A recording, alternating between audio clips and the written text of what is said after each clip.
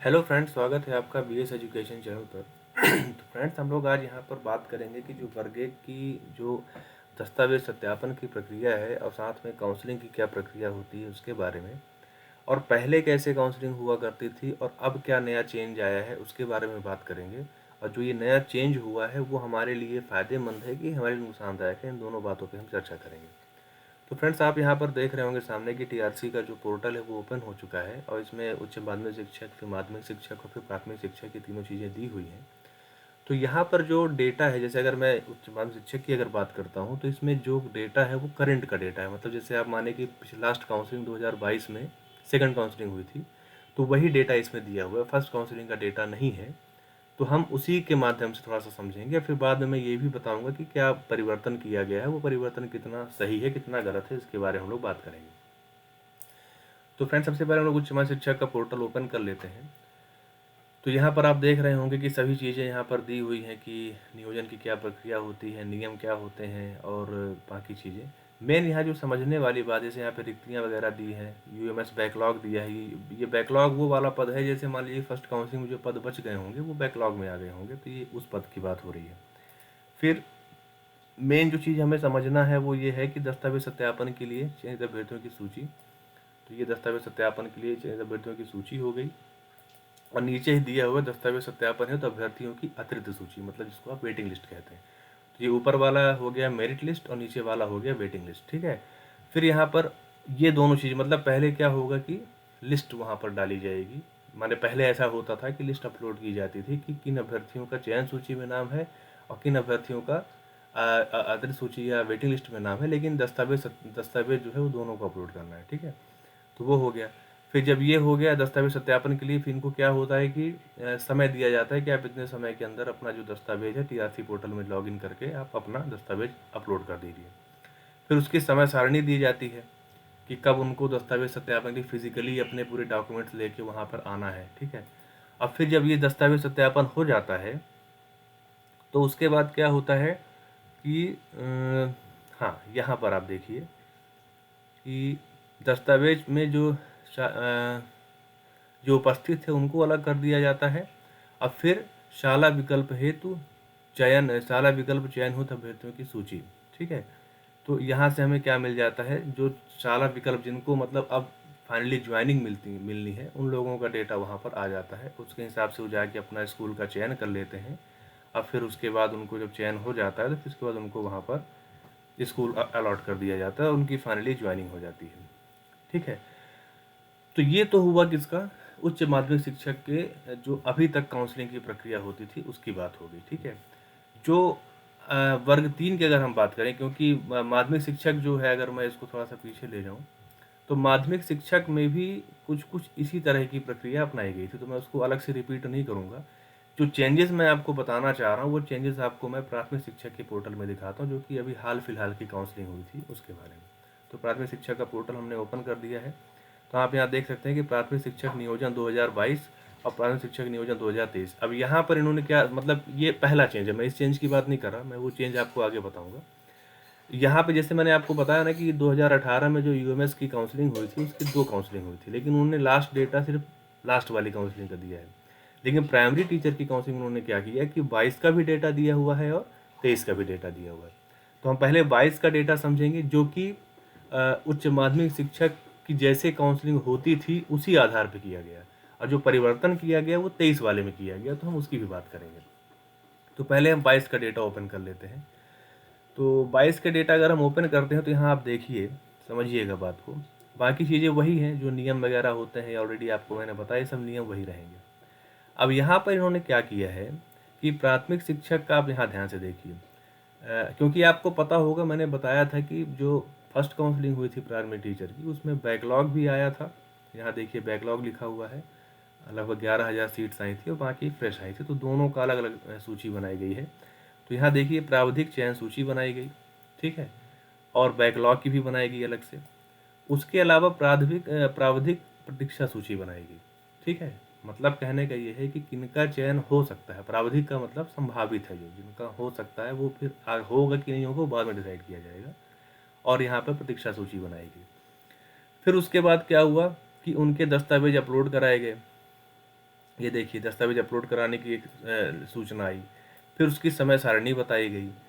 फिर जब दस्तावेज अपलोड हो गया तो उसके बाद यहाँ पर आगे आप देखिए, जब सब कंप्लीट हो गई प्रक्रिया तो फिर रिक्तियाँ वगैरह बताया गया, और फिर उसके बाद लास्ट में जिनका दस्तावेज अपलोड हो गया था उन लोगों को ये प्राथमिक शिक्षक शाला विकल्प का ऑप्शन दिया गया। वो आप जब लॉगिन करेंगे टीआरसी में तब आपको समझ में आएगा कि जो शाला विकल्प का जो चयन जिसको दिया जाता है वो वहाँ जाकर अपना जो टीआरसी पोर्टल ओपन करके वहाँ से अपना स्कूल का चयन वगैरह कर सकते हैं, तो वहाँ से उनको सब चीज़ें पता चल जाती हैं। तो ये जो पूरी प्रोसेस थी लगभग ये वैसी ही थी जैसा कि वर्ग 1 की काउंसलिंग में हुआ था। 2018 की जो वर्ग 1 की परीक्षा की जो काउंसलिंग हुई थी वो बिल्कुल हूबहू प्रक्रिया यही अपनाई गई थी। ठीक है, अब चेंज क्या हुआ मैं उसकी बात कर लेता हूँ।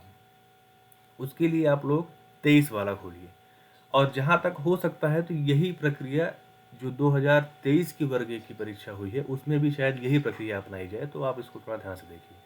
तो लोग इसको क्या करते हैं, प्राथमिक शिक्षक नियोजन 2023 को ओपन करते हैं।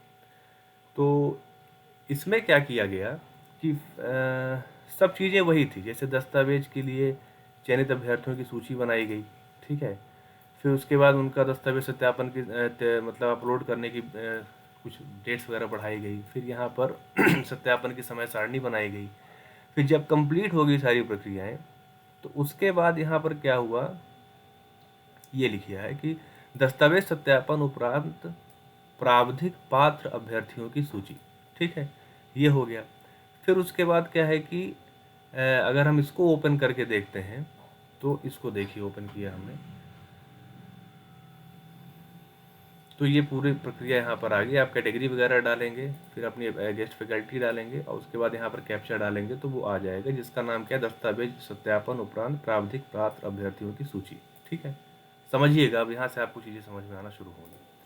ठीक है, अब उसके बाद फिर लास्ट में क्या हुआ कि जब उन्होंने पात्र अभ्यर्थी थे उन्होंने अपना मतलब शाला विकल्प वगैरह कर दिया, मतलब जो पात्र थे उनको फिर शाला विकल्प का ऑप्शन दिया गया। ठीक है, तो जिनको शाला विकल्प का ऑप्शन दिया गया वो जो अभ्यर्थी थे वो असल में चयनित अभ्यर्थी माने गए। ठीक है, जैसे यहाँ पे वो सिर्फ डिस्ट्रिक्ट वाइज है, जैसे आप मान लीजिए कि मैं भोपाल का देखता हूँ, तो भोपाल का अगर हम देखते हैं तो अब यहाँ पर हम कैप्चा डाल देते हैं 9, तो ये ओपन होके आ जाएगा शाला विकल्प चयन हो जिलेवार प्रावधिक चयन सूची।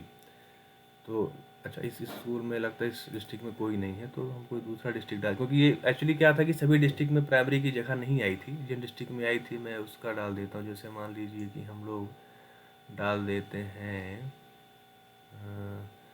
अनूपपुर डाल देते हैं, तो अनूपपुर, एक मिनट रुकिए, जो डिस्ट्रिक्ट है उसी को डाला जाए तो ज़्यादा सही रहेगा। सिंगरौली ऐसे डाल देते हैं मान लीजिए, तो सिंगरौली हमने डाला और यहाँ पर कैप्चा हमने वो डाल दिया।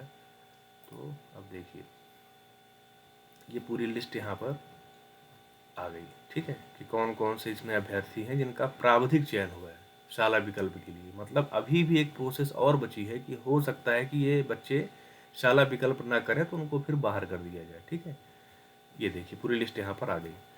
अब यहाँ पर हम लोग थोड़ा सा फिर से पीछे जाते हैं, जब शाला विकल्प हो गया, ठीक है ना, उसके बाद जब बच्चों ने शाला विकल्प कर लिया तो फाइनली फिर उनको यहाँ पर नियुक्ति आदेश दिया गया, ये लास्ट में देखिए। ठीक, अब मैं बताना क्या चाहता हूँ उसको समझिए। जो वर्ग 1 की परीक्षा हुई थी उसमें क्या किया गया कि सीधे चयन सूची और प्रतीक्षा सूची दो अलग लिस्ट बनाई गई और दोनों से दस्तावेज सत्यापन कराया गया। जो यही प्रक्रिया माध्यमिक शिक्षक में भी अपनाई गई। लेकिन प्राथमिक शिक्षक की जब भर्ती काउंसलिंग हुई तो पहली काउंसलिंग में तो वही प्रक्रिया अपनाएगी जो कि यूएमएस में और माध्यमिक शिक्षक में अपनाई जा रही थी। लेकिन जो सेकंड काउंसलिंग प्राइमरी टीचर की हुई उसमें थोड़ा सा बदलाव किया गया। बदलाव ये किया गया कि पहले से चयन सूची और प्रतीक्षा सूची न निकाल के सबसे पहले जो भी अभ्यर्थी है उनका दस्तावेज सत्यापन कराया गया।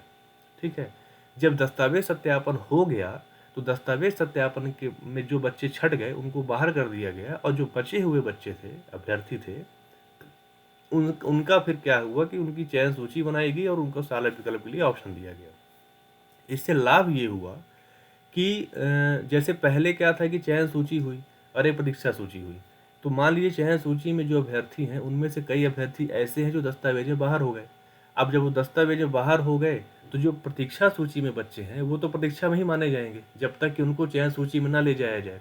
तो इसके कारण क्या होता था कि समय की बर्बादी होती थी और कई बार वही वही प्रक्रिया को दोहराना पड़ता था। तो विभाग ने ये प्रक्रिया अपनाई कि सबसे पहले तो हम सीधे दस्तावेज के लिए बुलाएंगे बच्चों को, चाहे वो कितने भी बच्चे हों उनको हम दस्तावेज माने हम कोई प्रतीक्षा सूची और चयन सूची नहीं निकालेंगे। हम सीधे दस्तावेज सत्यापन के लिए अभ्यर्थियों को बुलाएंगे।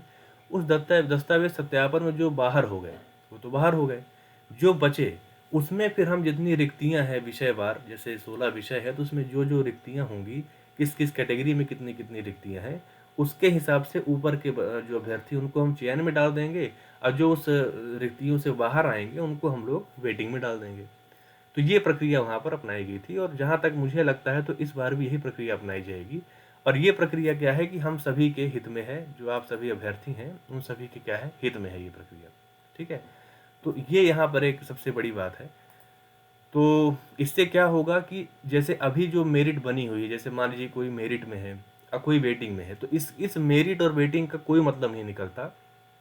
जब वो वहाँ से टीआरसी से क्या होगा कि जब दस्तावेज सत्यापन होगा तो ऐसा हो सकता है कि जो मेरिट होल्डर है, मेरिट होल्डर के पास दो दो ऑप्शन होते हैं। पहला ऑप्शन तो ये कि वो कहीं उनका अन्यत्र स्थान पे चयन हो चुका हो तो वो दस्तावेज अपलोड ही ना करें। दूसरा विकल्प ये हो सकता है कि दस्तावेज तो अपलोड करें लेकिन वो दस्तावेज सत्यापन में बाहर हो जाएं। अगर इनमें से कोई भी दो प्रक्रिया होती है तो वो मेरिट में रहने के बाद भी वो चयन सूची में नहीं आ पाएंगे और जो वेटिंग के बच्चे हैं उनका उसमें उनकी जगह पर वो बच्चे आ जाएंगे। ठीक है, तो इस प्रक्रिया से क्या होता है कि एक तो समय कम बर्बाद होता है और जल्दी से सब प्रक्रियाएं कंप्लीट हो जाती हैं। और अगर ये सब प्रक्रिया हो जाएगी तो उसके बाद फिर लगातार फिर सेकंड काउंसलिंग भी की प्रक्रिया हो सकती है। तो ठीक है फ्रेंड्स, यही एक अपडेट थी, मैंने सोचा आप सभी को बता दूं। और पद वृद्धि के लिए आप सभी लगातार मांग करिए क्योंकि लोकसभा चुनाव शुरू हो चुका है और लगातार अब प्रचार की प्रक्रिया चालू होगी, रैलियां होंगी, भाषण होंगे, हर चीज़ें होंगी। तो वहाँ सभी आप सभी ज्ञापन दें जो वेटिंग वाले बच्चे हैं और जो चयन हो चुके हैं वो भी अपने जो वेटिंग वाले अभ्यर्थी उनका सहयोग करें और पद वृद्धि का पूरा प्रयास करिए। क्योंकि अगर पद वृद्धि हो जाती है तो आप मान के चलिए कि लगभग इस प्रक्रिया के कारण जो मैंने आपको अभी बताया उसके कारण बहुत हद तक क्या होगा, अभ्यर्थी जो वेटिंग में है उनका वहाँ पर चयन लिस्ट में नाम आ जाएगा। तो ठीक है फ्रेंड्स, यही आपका एक अपडेट था जो मैंने सोचा आपको बता दूं।